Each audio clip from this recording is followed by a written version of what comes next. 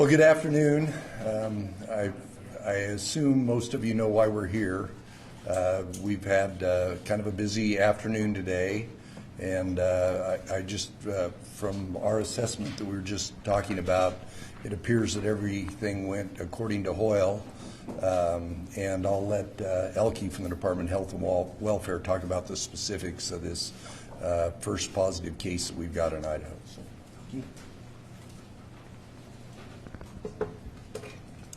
Good afternoon, everyone. My name is Elke Shaw-Tulloch. I am the Administrator for the Division of Public Health in the Department of Health and Welfare.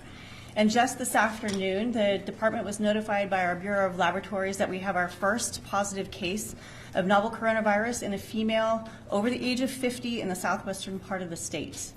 She recently returned from a conference in New York City and was alerted by coordinators of the conference after 3 confirmed cases who were also in attendance at the conference boldly shared their information with their test results to help alleviate the spread and help in the contact investigation of others who might have exposure to these individuals.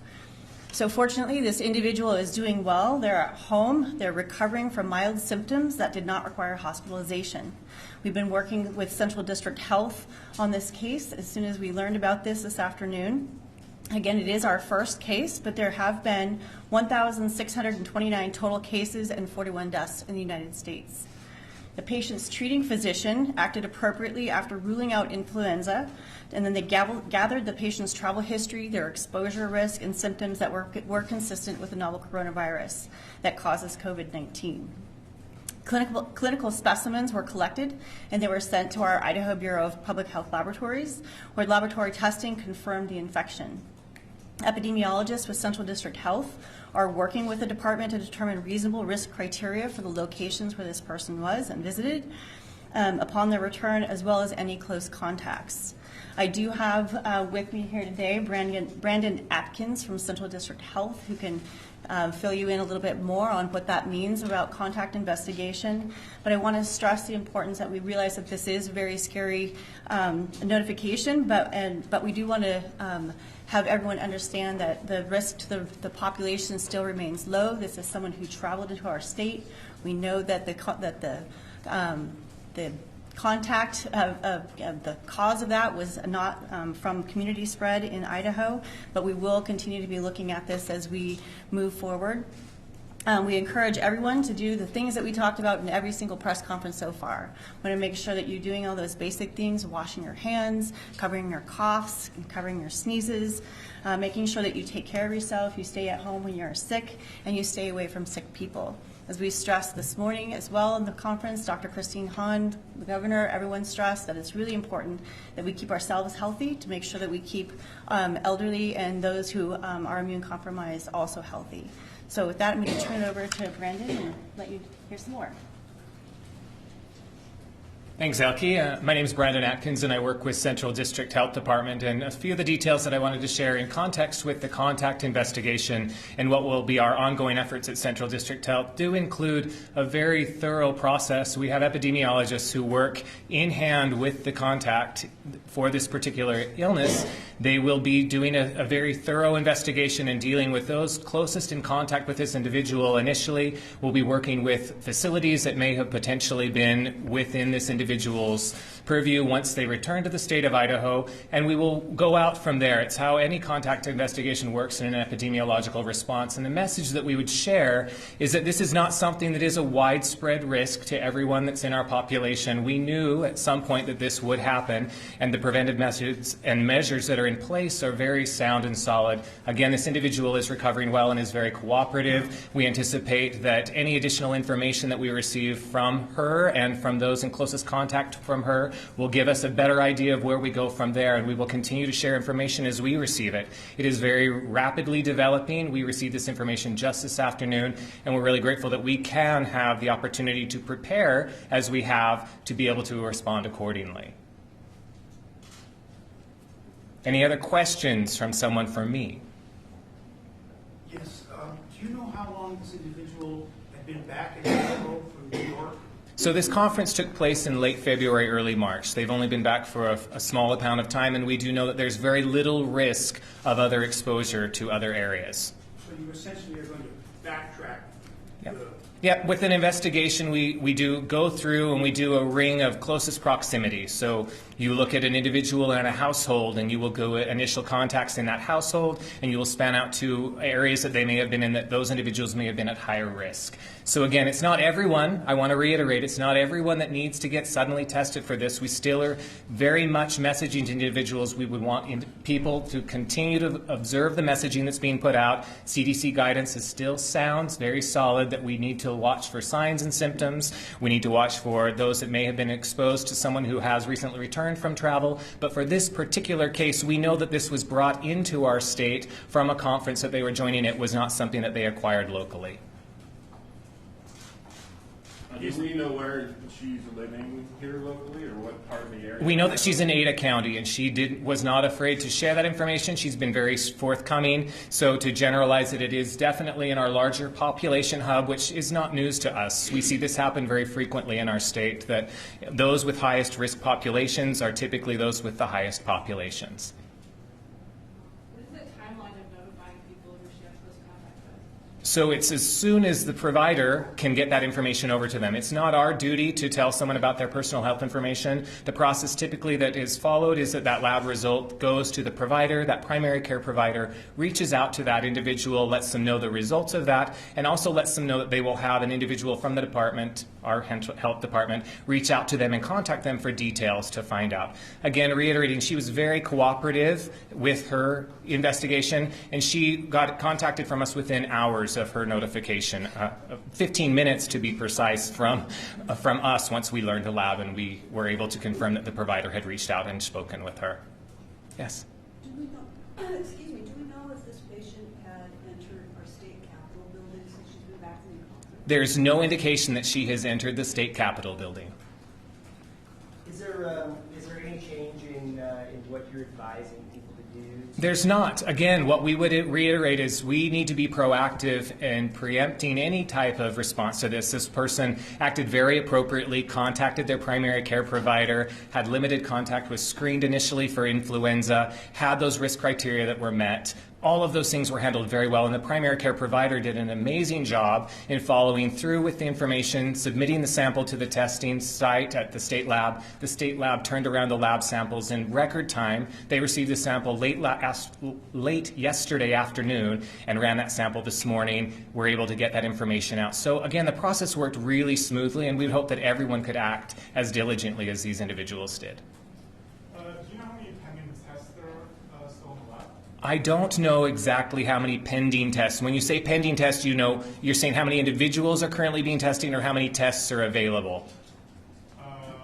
Both. So we have capacity at this time to do anywhere between 700 to 900 tests, and reagents are arriving frequently. Each week they will receive updates on that, and as Chris Hahn spoke earlier today, there is no bump in that change at this point. We anticipate that we won't have a problem getting those reagents in to run those additional tests. I can't speak to the exact number. If Chris Ball were here to speak of the Idaho Bureau of Labs, he could probably give us a better number, but I can tell you it's a fairly low number for our state. Just want to clarify and make sure I heard this correctly. You said the woman is in Ada County and she's in her home? The woman is self-isolated in her home in Ada County. She's not at Costco with everyone else right now. Yeah. Do you know, was she relatively healthy overall? Did she have like a compromised immune system already with previous outlying health problems? Yep, absolutely. That's a great question, and thanks for asking. The woman is recovering just fine, had very mild symptoms, not aware of any underlying health conditions at this point, really meets the standard criteria, is an older individual, was around a whole bunch of other people in a high-risk category. So certainly she had an idea that there was a risk associated. And again, speaking to how it was followed through from this conference and individuals reaching out, I applaud those efforts because they really do help the epidemiological response, allowing us to know direct contact from individuals that are known positives. It always makes our case study and case finding a much easier process. Do you have more general information on just her age range and where She is under the age of 60, so of course that myth that it's only those individuals that are older, we know that that's not the case for respiratory illness, and in our first case it definitely is not the issue. She is in her 50s and she is doing just fine and would love to not be known as Typhoid Mary, so we will respect that in her as well. And do we know where this conference was? We do know that it was from New York. Yes, so she came back from a very high-risk city. New York City. New York City, correct. Are you able to say which conference it was? Could there have been other Idaho? I'm not at this point able to speak to that, and she was able to confirm that from her group there could potentially have been some other risk exposure, and again, our contact investigation will address that. Is Idaho going to be more aggressive in seeking out tests for people who might be presenting with some symptoms of this new disease? I guess you need to clarify, more aggressive than what? Are you guys going to be offering more tests to more people in the next So we're offering a maximum capacity right now to anyone who meets the risk criteria. I think that we're doing a really good job for anyone who may have been exposed. The messaging we want to solidify and keep in the public's forefront of their minds is that this is not a test that everyone needs just to get peace of mind. We have resources that we want to make sure we're allocating appropriately for those at highest risk, and it really does help us on the public health side address those at highest risk initially. Do you have any indication if this woman was out and about living a normal life, or was she at home already feeling sick and then realized that this could be it? You know, the details between the investigation are happening and developing. I can't give you specific details. What I can let you know is that she had mild to moderate symptoms and is recovering really well. Do you have the testing capabilities to keep up with sort of the upper reaches of the estimates of what we might experience in Idaho?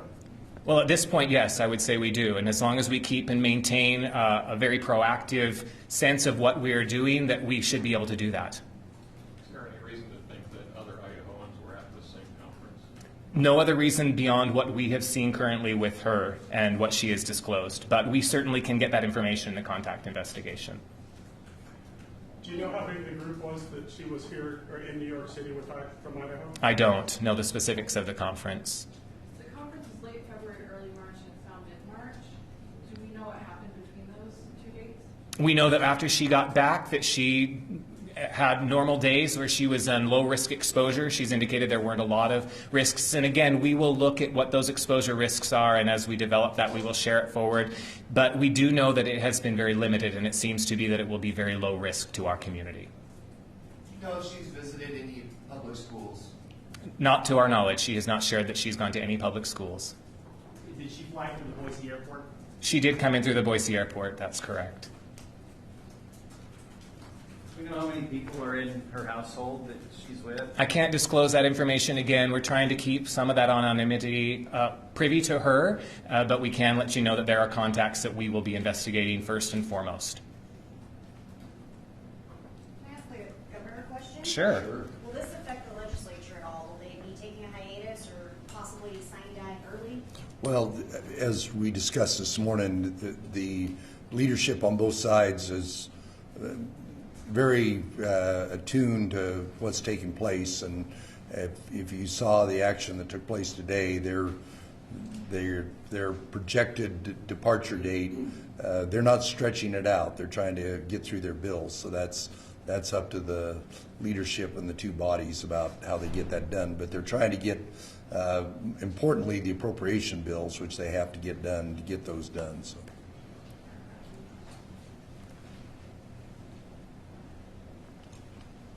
That's all. Anybody else have any other questions? Just to hear from the governor about what this positive test means, what your message is to Idahoans, and how people should take and digest it. Well, thank you, Clark, because you all are a big part of this. We were very fortunate that the preparation that started in January started taking place. The protocols that took place with the healthcare provider, with the Department of Health and Welfare, with the lab, with the health district, actually couldn't have been better. But informing the public of those issues that a lot of you have been very helpful at getting that message out to people of all those criteria. Obviously, all the good hygiene. You've seen, communities collectively get together and agree to postpone, reschedule events all over the state.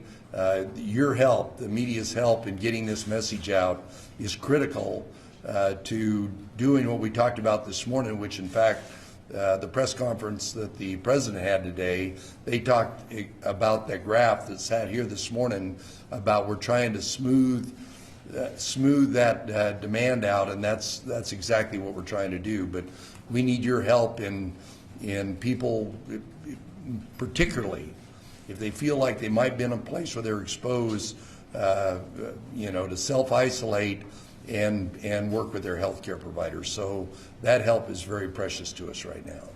Yeah. This morning you talked about not wanting to stop large gatherings or anything like that because we don't know where we are now. So now we have our first confirmed case. Do we know where we are, and if not, what's the tipping point? We do know where we are, and it was had this been a case that we didn't know where it came from, it would be a different criteria. I think in the president's and all the providers that were in the president's news conference today, they talked about the exact thing. It depends upon what we know about the spread and what's taken place. We are very fortunate in this particular case to have a lot of details. It's very helpful to have somebody that, and that's why it's so important to us to maintain some patient protection, because if other people are in this category or a closed category, we want them to be comfortable coming forward to where we can do proactively what we need to do. And this is a particular case where it's about what I wouldn't say hope for, but what we were hoping is that we could find out what their history was, who they'd been in contact with. That's way different than having one or two cases where we had no idea where it came from. So if somebody were to ask me, a matter of fact, I got a text at 10:30 last night from a friend of mine that was in charge of a very large event in Idaho, and I responded back to him this morning that if they've got people coming from all over that they don't know, that's way different. If you've got people in the community where an isolated community where they don't have it, that's totally different. So each different set of circumstances warrants a different action, and that's why a one-size-fits-all is not a good solution, because we want to make sure our goal is, as we said over and over, is to smooth that curve to where we don't overrun our healthcare capacity. How'd I do, Elton? Do we know if she's been given any medication or what's going to happen going forward, since there really isn't much? Again, there's no treatment currently for coronavirus, and this woman, like I said, had very mild, moderate symptoms, and self-isolation, staying at home, and preventing any risk to any ongoing community spread is what her foremost thought was, which is really, really something that we could applaud in this particular individual. No medication necessarily. She may have taken ibuprofen. I don't know. I haven't asked her that. But I do know that we will continue to follow up with details and share where and when appropriate. Can you tell us what day she flew back to the Boise airport? I don't have that detail specifically, but that will be pending. Yeah. Betsy? Governor, you spoke this morning about 3 legislators who also returned from a conference back east where there was an individual who ended up having coronavirus. Given the way that this new case has come to our state, do you think there's anything further that ought to happen in that case of all the laws? Well, I didn't speak about it. I responded to a question. Don't want the record to reflect that.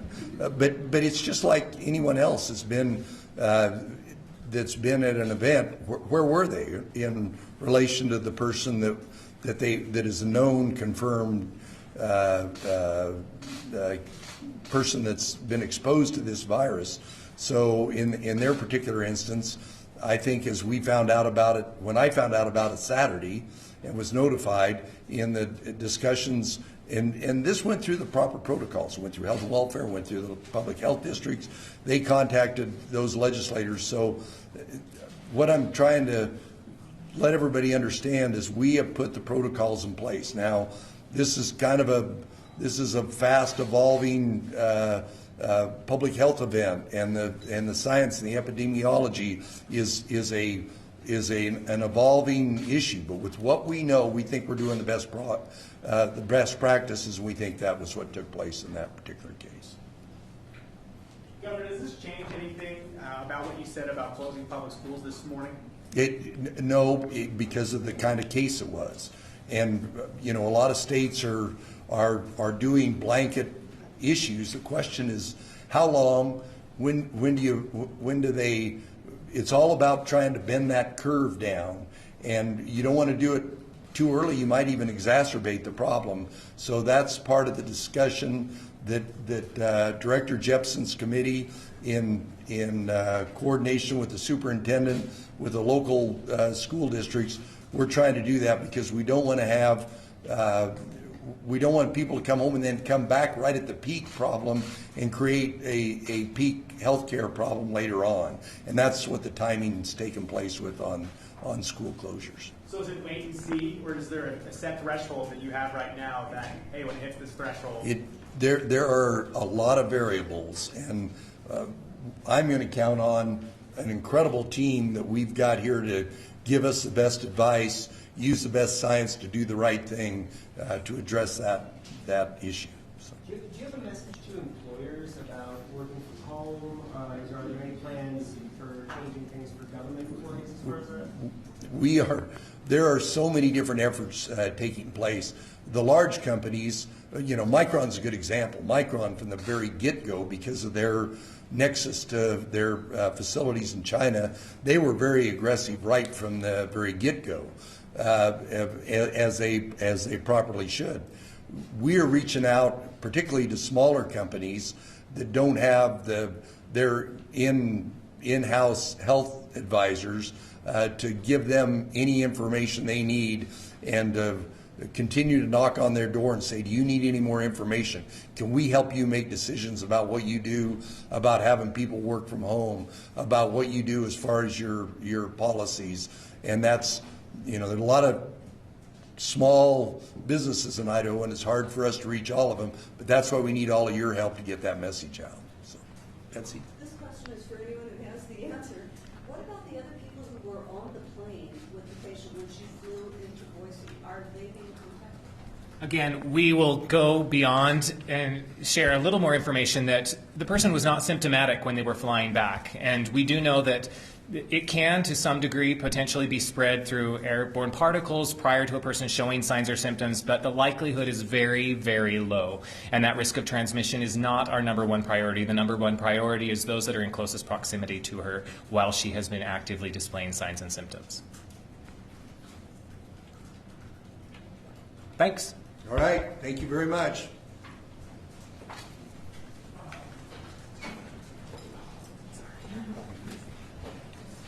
What's wrong with that?